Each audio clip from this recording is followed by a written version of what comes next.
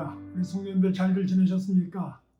오늘 7월 마지막 주 예배인데 날씨도 많이 덥고 또 오랜 기간 동안 이렇게 지내면서 그래도 많이 이제 훈련되고 익숙해졌음에도 여전히 참 버겁습니다.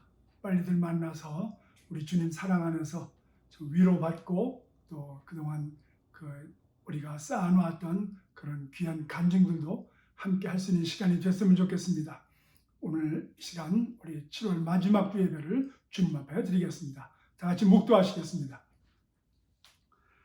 보라, 내가 새 하늘과 새 땅을 창조하나니 이전 것은 기억되거나 마음에 생각나지 아니할 것이라. 너희는 내가 창조하는 것으로 말미암아 영원히 기뻐하며 즐거워할지니라.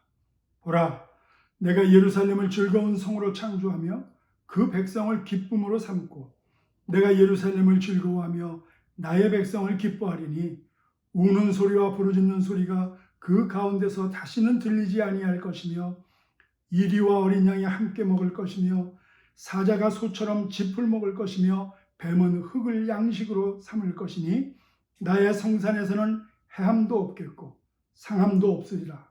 여호와께서 말씀하시니라. 아멘. 하나님 감사합니다. 이런 어둠의 시간들이 흘러가고 있지만 여전히 주님의 약속은 우리에게 꿈과 소망을 주시고 위로와 능력으로 함께 하시는 줄로 믿습니다. 우리 주께서 새하늘과 새 땅을 창조하시며 이전 것은 기억되거나 마음에 생각나지 아니하신다 하셨습니다. 하나님, 그날과 그 땅을 바라보며 오늘을 승리하며 잘 이기며 주의 뜻을 분별하는 축복의 나날들이 되게 해주시고 오늘 예배를 통해서 그렇게 역사하시는 하나님이심을 우리가 만나게 하여 주시옵소서. 예수 그리스도 이름으로 기도드리옵나이다. 아멘. 시간 우리 다 같이 찬송하시겠습니다. 새 찬송가 288장, 통일 찬송가 204장, 통일 찬송가 204장, 새 찬송가 288장, 예수를 나의 구주 삼고.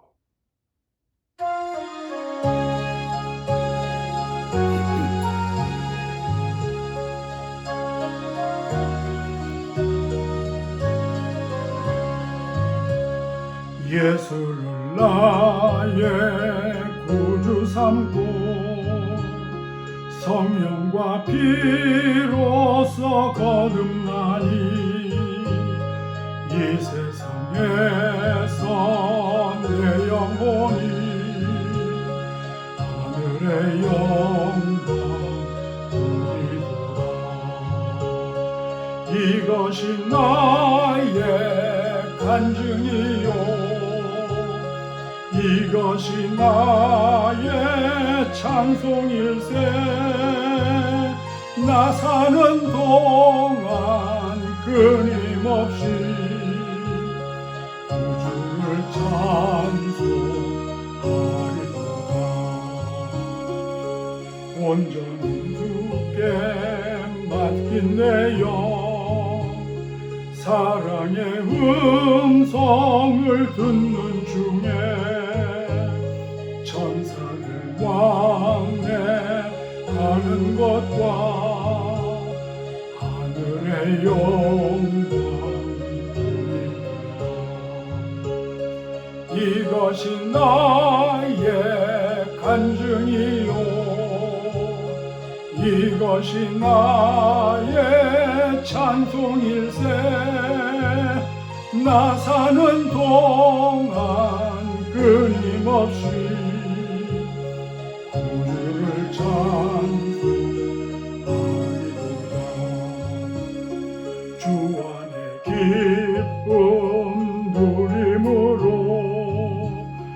마음의 풍랑이 잔잔하니 세상과 나는 간 곳 없고 구속한 주만 우리도다. 이것이 나의 간증이요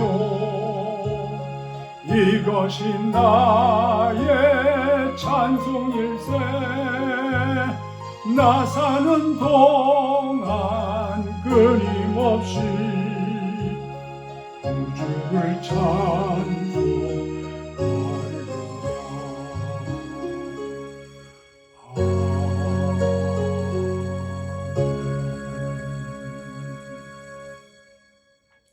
우리 다 같이 신앙 고백합니다.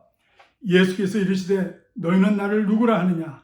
다 같이 주는 그리스도시요 살아계신 하나님의 아들이시니이다. 아멘. 우리 다 같이 주기도문 하시겠습니다.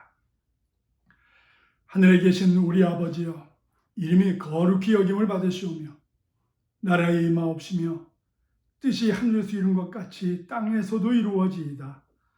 오늘날 우리에게 일용할 양식을 주옵시고 우리가 우리에게 죄 지은 자를 사하여 준 것 같이 우리 죄를 사하여 주옵시고 우리를 시험에 들게 하지 마옵시고 다만 악에서 구하옵소서. 나라와 권세와 영광이 아버지께 영원히 있사옵나이다. 아멘. 이제 우리 예배하신 헌금을 주 앞에 드리는 시간 갖겠습니다. 앞에 놔두시고 제가 나중에 기도하겠습니다. 광고 말씀드립니다. 오늘 예배에 참석하신 우리 성도님들 주님의 이름으로 환영합니다. 우리 옆에 분들과 악수도 하시고 또 허그도 하시고 인사하시기 바랍니다. 지난 주간에 다들 연락도 하시고 다 하셨죠? 예. 제가 가끔 연락하는데 이렇게 연락이 잘 안 되시는 분들이 있습니다. 그런 분들은 늦게라도 꼭 연락을 주시기 바랍니다. 지난 수요일 날도 말씀드렸지만 많은 어른분들이 그럽니다. 무소식이 희소식입니다. 그래요. 근데 궁금한 건 또 어쩔 수 없습니다. 그러니까 여러분들 그냥 간단하게라도 나 잘 지냅니다. 다 잘 지내시지요? 그런 인사를 하는 것도 우리가 복종의 훈련이라고 지난번 말씀드렸죠. 같이 꼭 인사 나누시기 바랍니다. 아직 이 팬데믹 상태가 끝나지 않고 미국은 점점 복잡해지고 있습니다. 다행인 것은 뉴욕과 뉴저지는 많이 줄었습니다. 그래서 다른 곳보다는 그래도 비교적 우리가 좀 자유한데 그러나 계속 우리가 준비하고 또 우리가 조심해야 될 것 같습니다. 특별히 날씨가 요즘 굉장히 덥습니다. 우리 좀 몸 조심하시고 이럴 때 더 유의해 주시기를 부탁을 드립니다. 그리고 혹시 무슨 일이 있으시면 꼭 연락해 주시기 바랍니다. 같이 기도하고 같이 나누는 것이 이 예배고 또 교회인 줄로 믿습니다. 계속 광고 드리는 대로 어제 일단 우리가 1차 짐을 우리가 그 친교실에 있는 것을 우리 사무실로 옮겼고요. 그리고 우리 이제는 8월 3일 날입니다. 8월 3일 날 우리 예전 교회에서 그 새 교회 건물로 우리가 물건을 옮기려고 합니다. 시간 나시는 분들 와서 도와주셔도 됩니다. 그러나 우리가 이제 그 무빙 컴퍼니를 이제 불러서 하려고 합니다. 사실은. 그래서 우리 성도님들 기도해 주시고 그렇게 서로들 이렇게 서로 연락해 주시기를 부탁을 드리겠습니다. 다른 광고 없으시면 우리 드리신 예물을 위해서 제가 기도하겠습니다. 하나님 감사합니다. 우리가 이 세상에서 잠시 닫혀 있는 것처럼 살고 있지만 하늘 문은 여전히 열려 있고 우리의 영혼의 문은 활짝 열려져서 하나님의 말씀이 마음대로 드나들고 하나님의 영이 우리 가운데 더욱 귀하게 역사하고 교통하시는 줄로 믿습니다. 이 은혜와 능력과 이 축복과 특권을 받은 사랑하는 귀한 자녀들이 지나간 한 주간도 주께서 주신 그 모든 것을 감사함으로 묶어 예물로 드렸습니다. 하나님 일일이 읽어주시고 지나간 한 주간에 우리의 삶이 어떻게 주님 앞에 승리했고 감사와 능력으로 살았는지를 보게 해주시고 일일이 읽어주시고 주의 권능으로 함께하는 것을 체험케 하여 주시옵소서. 그래서 주의 나라가 이 땅에 임할 때에 참으로 심지가 견고한 자를 평강하도록 주님께서 지켜주신다 하셨사오니 이런 어려움 가운데 흐트러지지 않고 하나님 앞에 바른 모습을 드리고 있는 귀한 사랑하는 성도들의 삶을 축복해 주시고 일일이 그 가운데 역사해 주시고 손 닿는 곳마다 발걸음 닿는 곳마다 사랑하는 성도들로 인하여 축복을 받는 복의 근원자들이 되게 하여 주시옵소서. 그 후손들이 이 땅에 살면서 구별되고 하늘 복을 받고 이 땅을 다스리는 자들이 나오게 하여 주시옵소서. 아버지 하나님, 하늘에 신령하고 땅에 기름진 것이 그리고 하늘로부터 오는 평강이 무엇인지를 세상 살면서 우리가 체험하고 증거하는 데까지 이르는 우리 되게 하옵소서. 선교지마다 우리 선교사님들 힘을 주시고 은혜 주시고 능력을 주시며 아름답고 귀한 열매가 더욱 귀하게 맺어지게 해주시고 기도하는 성도들의 몸과 마음과 영혼을 함께 축복하여 주시옵소서. 이 예물이 그렇게 생명 구하는데 바르게 쓰임받고 제자 만드는 데에 힘이 되게 하옵소서. 예수 그리스도 이름으로 축복하고 기도드리옵나이다. 아멘. 우리 하나님 말씀 보겠습니다. 오늘 말씀은 사도행전 17장 24절에서 34절인데 우리 27절에서 31절까지만 읽겠습니다. 사도행전 17장 27절에서 31절까지. 여러분들 성경은 217페이지입니다. 찾으신 줄 알고 다 같이 읽겠습니다. 다 같이 시작. 이는 사람으로 혹 하나님을 더듬어 찾아 발견하게 하려 하심이로되 그는 우리 각 사람에게서 멀리 계시지 아니하도다. 우리가 그를 힘입어 살며 기동하며 존재하느니라.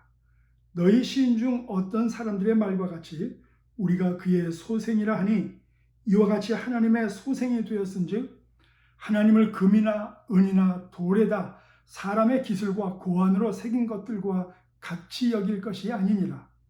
알지 못하던 시대에는 하나님이 간과하셨거니와 이제는 어디든지 사람에게 다 명하사 회개하라 하셨으니 이는 정하신 사람으로 하여금 천하를 공의로 심판하실 날을 작정하시고 이에 그를 죽은 자 가운데서 다시 살리신 것으로 모든 사람에게 믿을 만한 증거를 주셨음이니라. 아멘. 우리 한 번 더 기도하겠습니다. 하나님 감사합니다. 오늘 이 말씀이 신앙의 기초가 되게 해주시옵소서. 하나님을 알만한 것을 주셨고 믿게 하셨사오니 우리의 자세를 똑바로 하고 이 말씀을 듣고 행하여 그 하나님 만나고 체험하고 증거하는 자리에 이르게 하옵소서. 들을 수 있는 귀를 열어주시고 깨달을 수 있는 마음을 주시고 행할 수 있는 능력을 주시옵소서. 종의 생각과 준비된 말씀 하나까지 친히 성령으로 인쳐주시어서 바르게 전달되게 하옵소서. 예수 그리스도 이름으로 기도드리옵나이다. 아멘.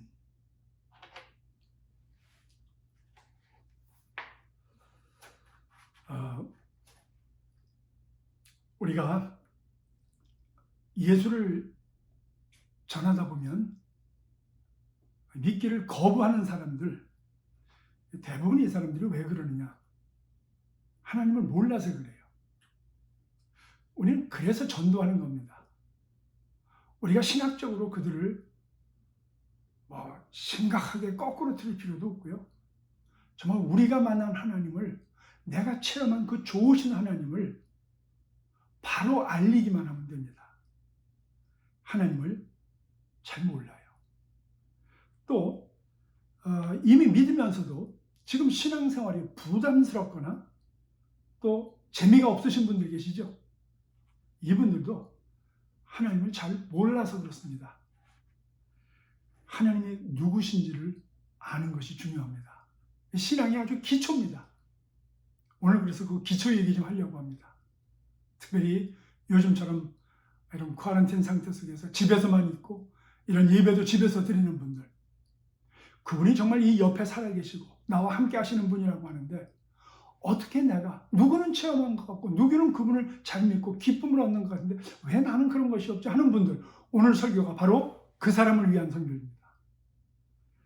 오늘 여기 이 본문에서 바울이 하나님은 누구신가, 여기 24절에서 뭐라고 말씀하시냐면 우주와 그 가운데 있는 만물을 지으신 하나님께서는 천지의 주제시니 손으로 지은 전에 계시지 아니하신다 그랬습니다. 하나님은 만물의 창조주시고 그 온 우주의 그 모든 만물을 다 운행하고 계시고 인도하고 계시고 그 법칙으로 역사하고 계신 분이십니다. 그래서 우주의 기원에 관해서 이 과학자들이 이 로켓에 허블 망원경이라고 하는 그 큰 전자망원경을 띄워서 우주를 다 관측하고 데이터를 수집했습니다. 그리고 가장 타당성이 있다고 말하는 것이 이 우주의 대폭발, 빅뱅이라고 그러죠. 그 빅뱅이 뭐냐면은 여러분들 그 모든 물체가 한 곳 점으로 다 모여서 모이고 그러면 이것이 큰 압력을 받게 됩니다. 그것을 우리는 블랙홀이라고 합니다. 그래서 그것이 모여서 아주 단단하게 됐다 그것이 갑자기 뻥 터집니다. 그걸 빅뱅이라고 합니다. 그래서 그것이 터져서 퍼져갖고 온 우주에 지구도 생겼고 태양도 생겼고 뭐 그렇게 됐다고 이 우주 과학자들은 그렇게 설명을 합니다. 우리가 구태여 그거 반대할 이유도 없습니다. 그렇게 됐을 수도 있습니다. 근데 문제는 뭐냐면 그 빅뱅 이전에 우주가 그 블랙홀이 생기기 이전에 그 모든 그 큰 힘은 어디로부터 왔으며 누가 만든 것이냐는 거죠. 그 이전에 바로 그것을 설명하는 것이 우리는 이 성경이 태초에 하나님이 천지를 창조하셨다는 그 말씀입니다. 여러분들 이런 것이 믿어지는 것이 신앙인이고 이런 것이 당연히 여겨지는 것이 예수 믿는 사람이라는 겁니다. 오늘 어떻게 우리가 그런 것이 믿어지고 그렇게 살 수 있냐를 우리가 생각해 보자는 겁니다. 저 하나님이 누구신가를. 그래서 우리 삶 가운데 아무리 어려움이 있고 힘든 문제가 있다 할지라도 하나님이 그런 창조주 하나님이라는 것을 우리가 믿고 섬길 때에 우리 삶에 큰 용기가 생기게 됩니다. 여러분들 지구가 크다고 하지만 이 태양계에 비하면 저만하게 지나지 않습니다. 태양계가 큰 것 같아요? 이 우주과학자들이 찾아낸 이 은하계 우주에 비하면 이건 전보다도 작습니다. 은하계 우주가 큰 것 같아요? 우리 인간이 발견한 우주 전체에 비하면 그것도 저만하도 못합니다. 이거. 그런데 그런 가운데에 우리가 그 엄청난 우주를 창조하시고 그거보다 더 크신 분이 바로 우리 아버지 하나님이라는 것을, 그 창조하신 분이 우리 아버지 하나님이라는 것을 우리가 믿을 때에 우리가 큰 용기가 나지 않을 수가 없다는 겁니다. 우리의 인간 이해를 초월하시고 우주를 말씀으로 지으신 그 하나님이 바로 우리의 아버지. 그 우리의 아버지. 내가 아버지 하면 왜 하고 나타나시는 그분이라는 것. 얼마나 기쁩니까? 우리가 크다고 하는 이런 문제, 여러분들 우주를 만드신 하나님 아버지를 내가 생각한다면 그까지 우리 아버지한테는 이 손톱 하나 왔다 갔다 하는 것보다도 더 쉽습니다. 사실은 이거 정말 하나님 그 은혜대로 우리가 살 수 있고 그 하나님의 법칙대로 우리가 깨닫고만 산다면은 걱정하는 게 죄입니다. 사실은 우리 상식으로 이해 안 되고 신비한 기적을 일으키는 하나님, 그분한테는요 이거 일도 아니에요. 이런 팬데믹 상태 속에서 거대한 우주를 창조하신 분이 우리 아버지라고 생각한다면 여러분들 이런 일을 모르실 리가 없습니다. 저절로 일어날 리가 없습니다. 정말 우리가 두려워해야 되는 것은 뭔지 아세요? 이런 것을 허락하시고 지금 무엇을 생각하시고 이 일을 운행하시나는 우리 아버지의 뜻을 모르고 그냥 무감각하게 지금 그럭저럭 사는 그게 더 무서운 겁니다. 사실은 우리 하나님을 믿고 아버지라 믿는 우리는 그 하나님의 뜻을 알아야 되고 기도 가운데 우린 준비하고 살아야 될 줄로 믿습니다. 그게 신앙인이고 그게 믿음의 사람이라는 겁니다. 하나님이 어떤 분이시냐? 두 번째로 하나님은 스스로 자족하시는 분입니다. 우리 주위에 보면 이 신앙생활을 마치 하나님 봐주듯이 하는 사람들이 있습니다. 마지못해서 식구들 손에 끌려갖고 예수를 믿어주는 분들이 있죠. 왜? 또 우리가 헌신하고 봉사해도 그냥 내가 이 봉사해 주는 사람들이 있습니다. 내가 없으면 이 교회가 어떻게 돌아가랴? 뭐 이러시는 분들이 있습니다. 근데 그거 오해입니다, 여러분들. 큰 착각입니다. 하나님은 자족하시는 분이에요. 온 우주를 만드시고 그분 속에는 모든 것이 가능하고 모든 것이 풍성하게 있는 분입니다. 그분이 무언가 부족해서 우리의 도움을 원하는 게 아닙니다. 여기 25절을 보니까 또 무엇이 부족한 것처럼 사람의 손으로 섬김을 받으시는 것이 아니니 이는 만민에게 생명과 호흡과 만물을 친히 주시는 분이라고 했습니다. 여러분들, 하나님이 무언가 부족해서 사람한테 뭘 요구하는 분이 아닙니다. 하나님은 자족하시는 분이시고 아무런 도움이 필요 없는 분이십니다. 오히려 그분은 우리에게 모든 것을 주시기를 원하시고 우리의 건강, 우리의 삶, 이런 모든 것, 우리의 필요를 다 아시고 채워주시는 분이십니다. 그리고 가장 중요한 것, 우리의 생명과 호흡하는 것까지도 그분이 도와주고 계신다는 것을 우리가 믿어야 될 줄로 믿습니다. 그럼 성경에는 왜 우리에게 하나님이 마치 뭘 요구하는 말들이 있는가? 뭐 헌금을 해라, 또 헌신해라, 또 이것 해라, 뭐 이런 말씀이 왜 있겠습니까? 그거는 우리가 꼭 알아야 될 것은 하나님께서 우리에게 뭔가 요구하실 때는 하나님께서 필요한 것이 아니고 오히려 우리의 필요를 채워주시기 위한 것입니다. 다시 한번요. 하나님께서 뭔가 우리에게 요구하실 때는 하나님께서 뭔가 필요해서 우리에게 요구하는 것이 아니고 오히려 우리의 필요를 채워주시기 위해서 우리에게 뭔가 하라고 한다는 것입니다. 무슨 뜻인가? 하나님께서는 우리에게 무엇을 하라고 할 때는 가장 중요한 것이 우리에게 그에 상응하는 행복감을 주시려고 합니다. 행복감을.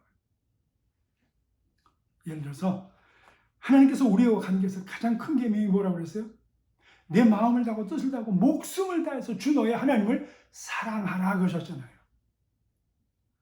여러분들, 하나님은 왜 이렇게 우리 마음과 우리의 뜻과 우리의 생각과 목숨까지 다 바쳐서 하나님을 사랑하라고 했을까요? 아까 말씀드렸죠.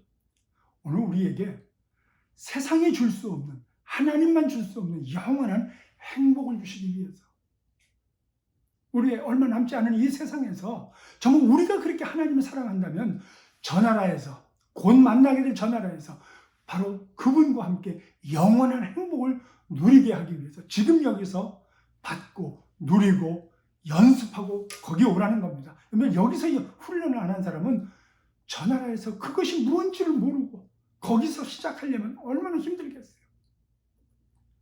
그래서 하나님께서 뭔가 부족이 있어서가 아니고 우리에게 행복을 주시기 위해서 사랑하라 하셨습니다.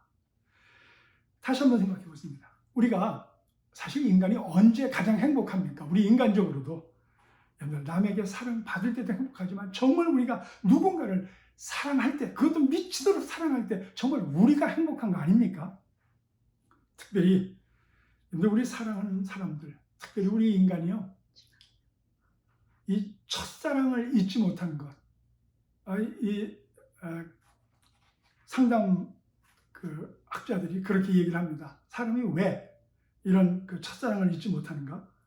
사실 지나고 나면 진짜 그 미치도록 사랑을 했던 그 대상이 정말 그렇게 사랑할 만한 대상이었나?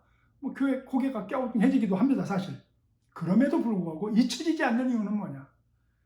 내가 누군가에게 처음으로 미치도록 사랑해본 대상이기 때문에 그렇다는 것입니다. 하나님은 그걸 하셔요. 아니, 그 마음을 누가 주셨겠어요? 하나님이 주셨죠. 그래서 우리가 정말 우리의 마음을 다하고 뜻을 다하고 목숨을 다해서 미치도록 사랑하는 그 대상을 영원히 변치 않는 그 하나님에게 우리가 그 대상을 정하고 사랑한다면 영원히 변치 않고 우리에게 그 변하지 않는 뿐만 아니고 그리고 그 강력하신 그 행복을, 그 위대하신 그 행복을 우리에게 주시겠다는 겁니다.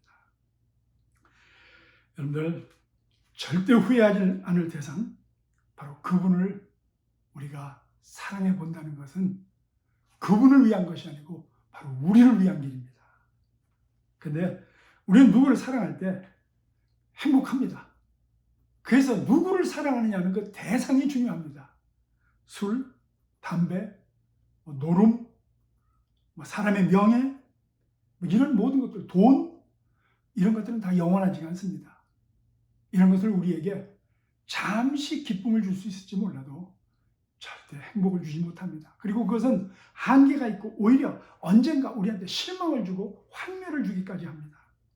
그래서 우리는 마음과 뜻과 목숨을 다해서 영원히 변치 않고 온 우주를 창조하신 하나님을 사랑한다면 그것은 변치 않는 우리에게 은혜와 능력과 진리와 기쁨과 행복이 될 줄로 믿습니다. 하나님이 뭔가 우리의 사랑을 받고 싶어서가 아니고 사랑할 때 내가 행복해지기 때문에 그렇습니다. 여러분, 예를 들어서 이스라엘 백성들에게 양을 잡고 소를 잡아서 제사를 드리라고 했습니다. 그때 하나님이 그 양을 잡고 소를 잡을 때 그거 왜 드리라고 했을까요? 시편 50편에 보니까 이런 말씀이 나옵니다. 나는 내 외양간의 수소나 내 우리의 수염소를 필요하지 않는다. 숲속에 있는 모든 동물이 다 나의 것이고 목장의 가축이 다 내 것이 아니냐. 내가 수소의 고기를 먹으며 염소의 피를 마시겠느냐. 내가 참으로 너에게 원하는 것은 진정한 감사와 서약을 지키는 것이다. 무슨 얘기입니까? 내가 그렇게 하라고 하는 그것을, 네가 아까워하는 그것을 내게 드리는 바로 그 약속을 지켰을 때 그 다음 하시는 말씀이, 그 뒤에 하시는 말씀이 뭐냐면 너는 환난 날에 나에게 부르짖으라 내가 너를 구할 것이라 그랬습니다. 우리에게 정말 위기가 닥쳤을 때, 그리고 평상시 살면서 우리에게 모든 것을 보호해 주시고 정말 진정한 행복을 주시기 위해서 하나님은 하나님과의 그런 관계를 갖고 싶어서 그런 짐승을 바치라고 했던 것입니다. 우리 하나님께서 수소의 고기를 먹으며 염소의 피를 마시겠습니까? 여러분들, 우리가 하나님께 예배드리고 헌신하는 것이 하나님을 위한 것이 아니고 하나님은 우리와 그런 사랑의 관계를 갖기를 원하시고 그렇게 우리를 돕기를 원하신다는 하나님의 이 마음의 표현이라는 것을 우리는 꼭 기억해야 될 줄로 믿습니다. 여러분, 물질을 바치는 것도 그렇습니다. 하나님은 우리 돈이 필요해서가 아니고 우리에게 축복을 주시기 위해서입니다. 우리가 잘 아는 말라기 그 3장 10절, 너희의 온전한 11조를 창고에 들여 나의 집에 양식이 있게 하고 그것으로 나를 시험하여 내가 하늘 문을 열고 너희에게 복을 쌓을 것이 없도록 붙지 아니하나를 보라고 했습니다. 여러분들, 쉽게 말하면 얘들아, 내가 너희에게 쌓을 것이 없도록 내가 복 좀 주고 싶구나. 그런데 내가 주는 복을 너희가 정말 하늘의 뜻대로 잘 감당해야 되지 않니? 내가 그 마음을 먼저 만들어줄게. 바로 그것이 하늘에 우리의 재물을 쌓아라, 11조를 드려라, 감사의 예물을 드려라.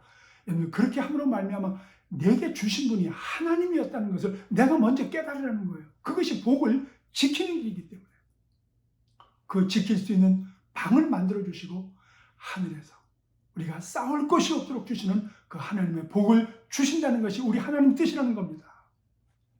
하나님께서는 싸울 것이 없도록 채우시고 복 주시기를 원하시는데 그 구실을 찾는 것이 우리가 하나님 앞에 헌금을 하고 우리가 삶을 드리는 것, 바로 그것을 하라는 것입니다.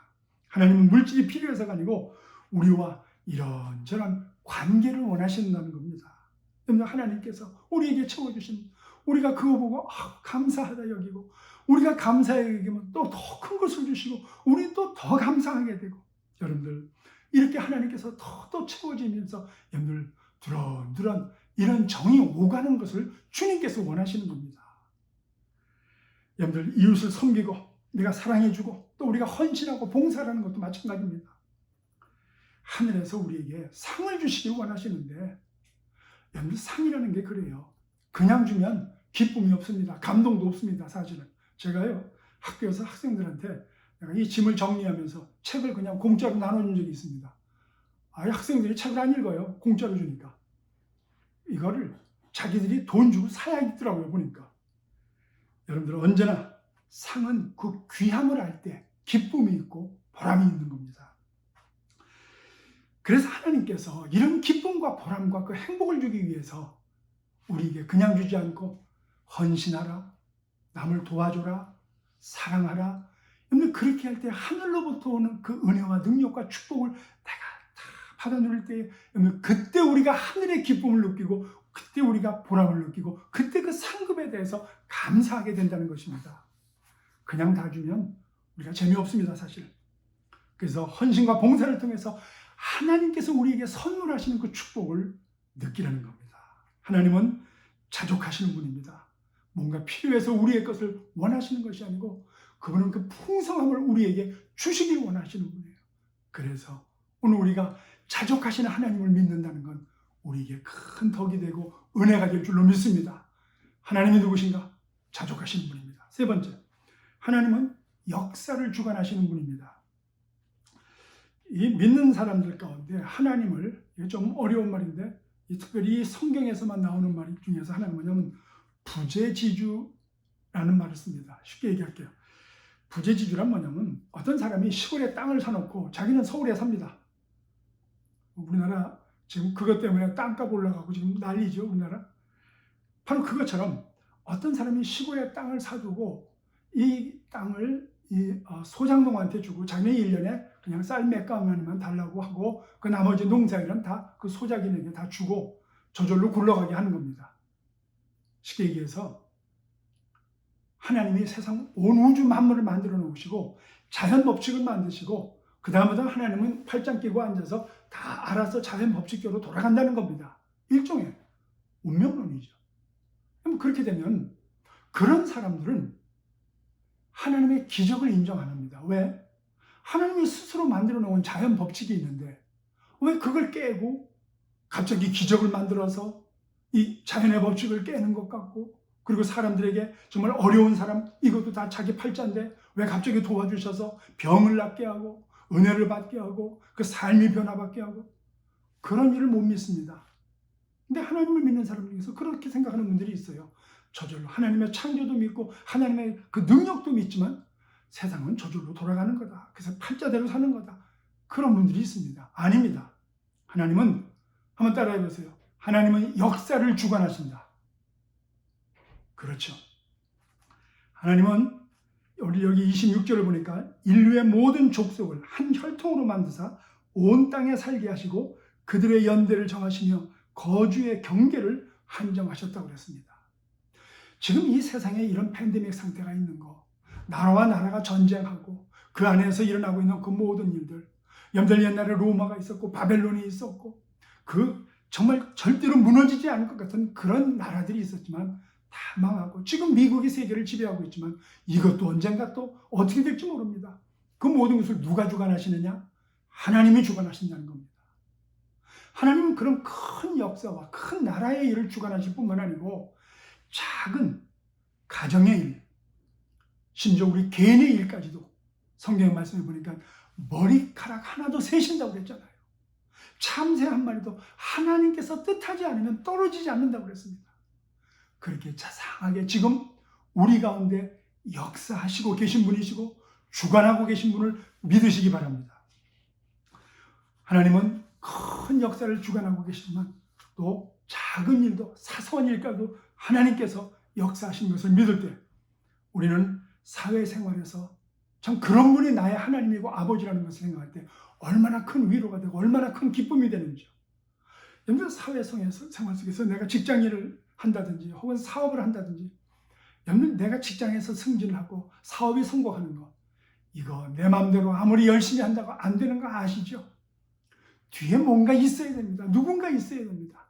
근데 그 누군가가 뭐 사장님이 됐든 과장님이 됐든 아니면 내 뒷배를 봐주는 돈 많은 사람이 됐든 진짜 그 뒤에 계신 분은 누구냐? 우리의 여호와 아버지 하나님이신 줄로 믿으시기 바랍니다. 여러분들 그래서 진짜 우리가 잘 돼야 하는 분이 바로 저분이에요. 근데 이 맹꽁이 같이 이 사회생활에 바쁘다고 이 사회생활 이 하나님 만나는 그 신앙생활 등한히 하는 분들 볼 때 참 답답합니다. 여러분들 신앙생활 해도요 어떤 사람들 보면 열심히 해도 일이 꼬이는 사람들이 있더라고요 보니까. 그런데 가만히 있어도 순탄하게 잘 풀어지는 사람들이 있습니다. 제가 뭐라고 말씀 안 드리겠지만 어떤 분들인지 아시죠?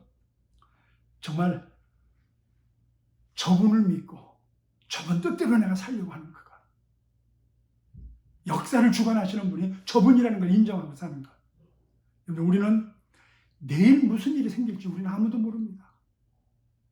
우리는 기도하고 말씀 읽고 예배하고 봉사하는 이런 기본적인 것 절대로 소홀히 하면 안 됩니다.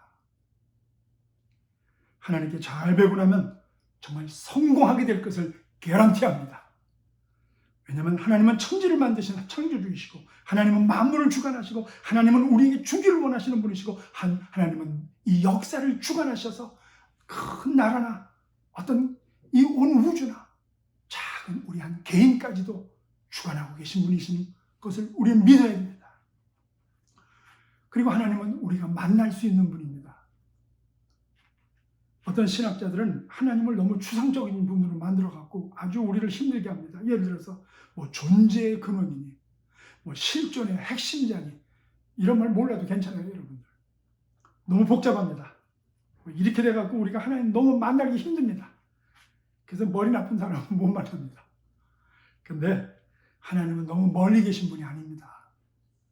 이 신학자들은 또 너무 멀리 만들어갖고 하나님 만나려면 공부해야 되고 인격 수양해야 되고 좋은 일도 많이 해야 되고 뭐 그래서 이 어려운 분을 내가 만날 수 있을까? 이렇게까지 하나님을 멀리 만들어 놓습니다. 아니에요. 하나님은 가까이 계신 분입니다. 여기 27절 보니까 이는 사람으로 혹 하나님을 더듬어 찾아 발견하게 하려 하시는데 그는 우리 각 사람에게서 멀리 계시지 아니하다고 했습니다. 하나님은 만날 수 있을 뿐만 아니고 가까이 계십니다.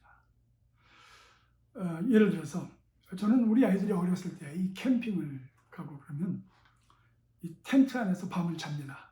깜깜하죠. 근데 애들이 그 깜깜한 가운데 한 번은 꼭 엄마, 아빠 하고 한번 불러봅니다.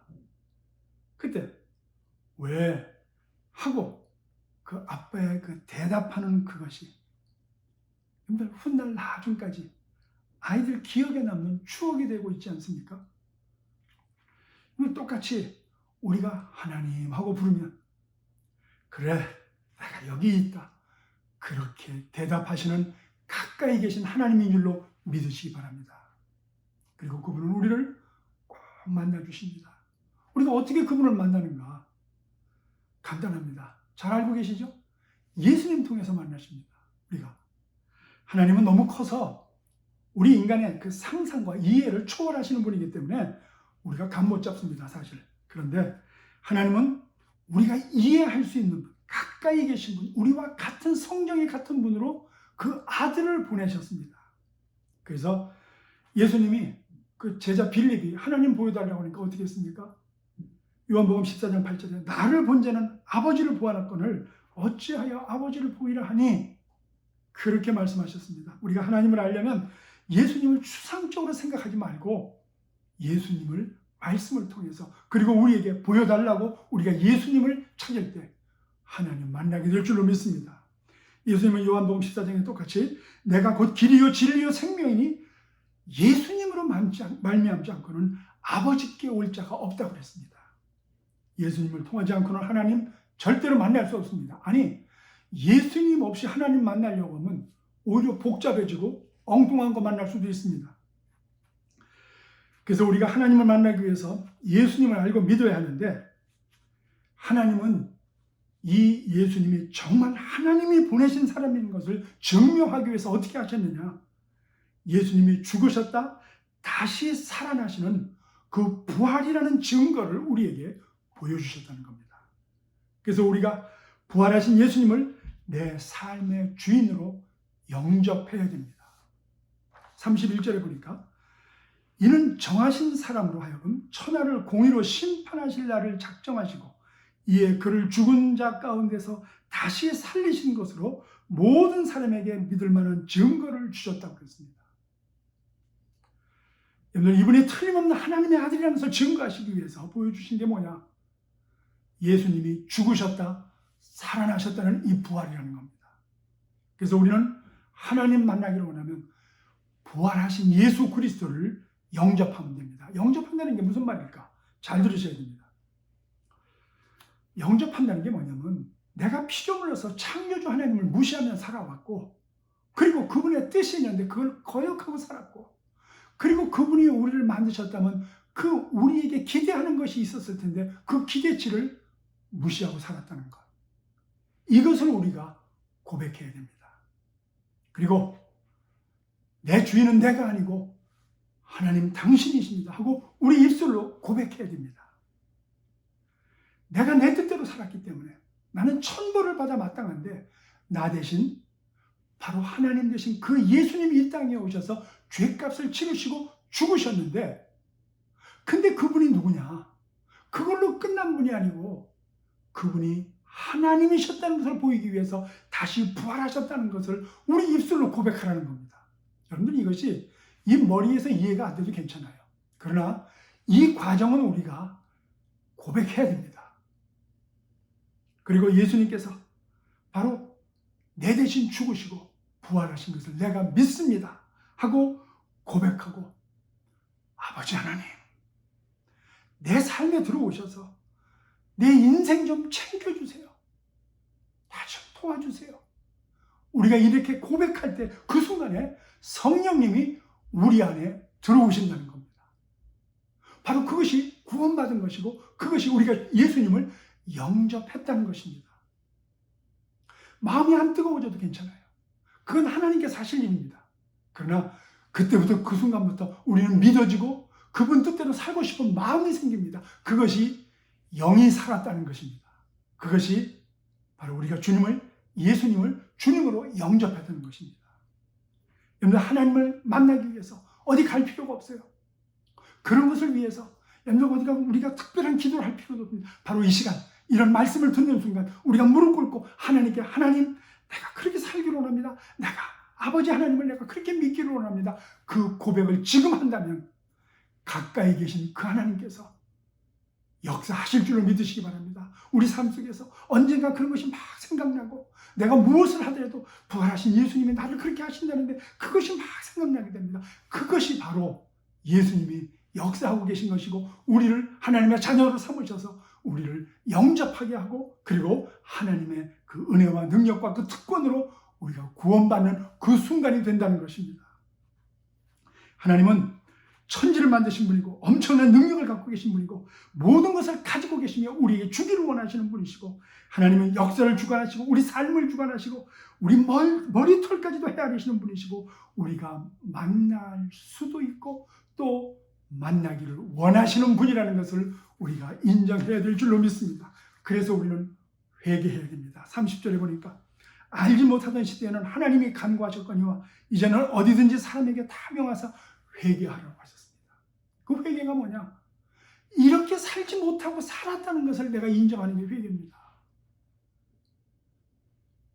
여러분들, 회개는 내가 내 마음대로 살았던 것, 하나님 자리에 무언가 하나님 대신 올려놓고 살았던 것. 그래서 여러분들, 예수님을 믿고 산 사람들이요, 왜 마음이 자꾸 걸걸하고 그리고 자꾸 그 마음에 그 걱정거리가 생기고 그 하나님을 멀리하게 되는가? 간단해요.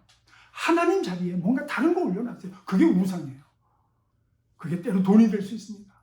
그게 내 자식이 될 수 있습니다. 그것이 내 명예가 될 수 있습니다. 그것이 내 지위가 될 수 있습니다. 그것이 내가 학식이 될 수 있습니다.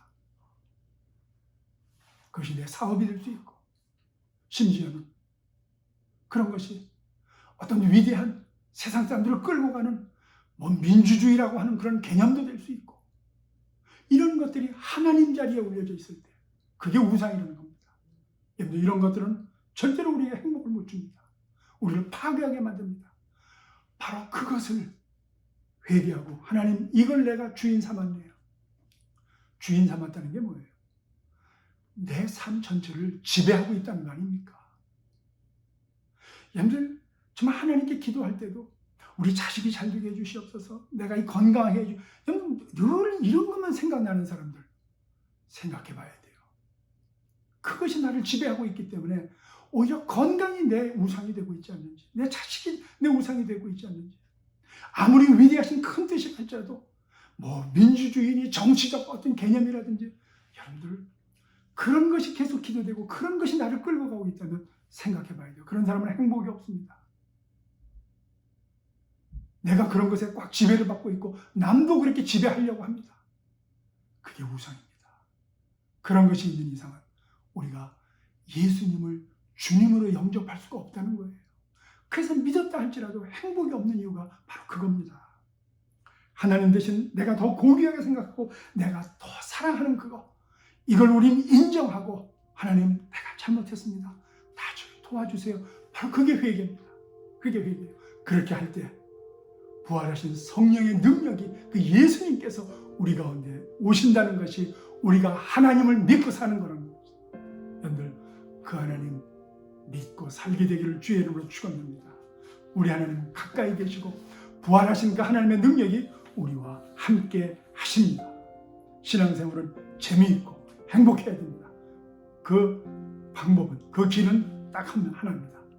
우리가 하나님께서 말씀하시는 그것에 순종하고 그 자리에, 가장 귀한 자리에 예수님의 말씀을 올려놓고 나에게 말씀하시는 그 하나님대로 내가 순종하고 나를 지배하게 하는 것, 내 온 삶을 지배하게 하는 것, 바로 그것이 믿음 생활입니다. 여러분들 그런 삶을 누리게 되시길 주의 이름으로 축원드립니다. 기도하겠습니다. 하나님 감사합니다.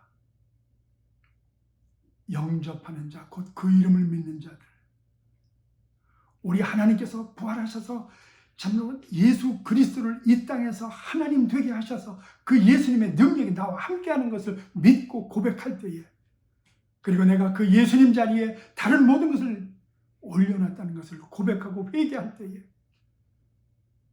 하나님께서 역사하셔서 우리가 하나님 자녀된 권세를 주신다는 그 놀라운 충격의 그 말씀이 오늘 우리의 믿음의 근원이 된다는 것을 깨달았습니다. 주님 도와주시옵소서. 역사해 주시옵소서. 하나님을 알고 믿게 해 주시옵소서. 예수 그리스도 이름으로 기도드리옵나이다. 아멘. 우리 성도님들, 제가 묻습니다. 예수님을 알고 우리 하나님을 알고 믿어야 됩니다. 모르는 분들이 너무 많아요. 우리가 정말 죄를 회개하고 하나님이 있어야 될 자리에 다른 것을 올려놨다면 이 시간에 회개해야 됩니다. 내려놔야 됩니다. 그리고 주님의 그 말씀에 순종하기 시작할 때 그것이 영접하는 자, 곧 그 이름을 믿는 자들입니다. 그렇게 될 때 우리가 정말 전혀 다른 새로운 생활, 새로운 피조물이 돼서 능력으로 이 땅에서 이길 뿐만 아니고 참 행복으로 살게 될 것입니다. 그렇게 사시겠습니까? 그렇게 결단 내리고 그렇게 한번 움직여 보시겠습니까? 가슴에 손을 얹으시면 제가 함께 기도하겠습니다. 하나님 감사합니다. 당신의 귀한 자녀들이 오늘 말씀에 힘입어 그런 결단을 내리고 가슴에 손을 얹고 주 앞에 보여줬습니다. 역사해 주시옵소서. 그런 순간, 그런 환경이 왔을 때 우리가 죄를 고백하고 예수님을 영접하고 그 뜻대로 살겠다고 하며 하나님을 부를 때에 하나님, 우리가 상상치도 못했던 초자연적인 은혜와 능력으로 우리를 새롭게 하여 주시고 성령으로 충만케 하여 주셔서 자녀된 권세를 회복하게 하여 주시옵소서. 그 하나님을 체험할 뿐만 아니고 증거하게 하여 주시옵소서. 예수 그리스도 이름으로 기도드리옵나이다. 아멘. 우리 성도님들 그렇게 승리하시기 바랍니다. 우리 축도하심으로 예배 마치겠습니다. 지금은 우리 구주 예수 그리스도의 은혜와 하나님 아버지의 무한하신 사랑하심과 성령 하나님의 감화 감동하시고 내주 교통하시는 역사가 이제 하나님을 바로 알고 하나님의 자녀된 권세로 이 땅을 승리하며 살아가기로 각오하고 결심하고 그 주님의 능력 안에 사는 그 모든 이들이 나와 똑같은 축복을 받을 것을 보고 증거하겠다고 결단 내리고 돌아가는 성도들 머리머리 위에 이 일을 함께 해야 할 교회와 우리 공동체와 그리고 우리 후손 대대 위에 이제로부터 영원토록 함께 하시기를 우리 구주 예수 그리스도 이름으로 축원하옵나이다. 아멘.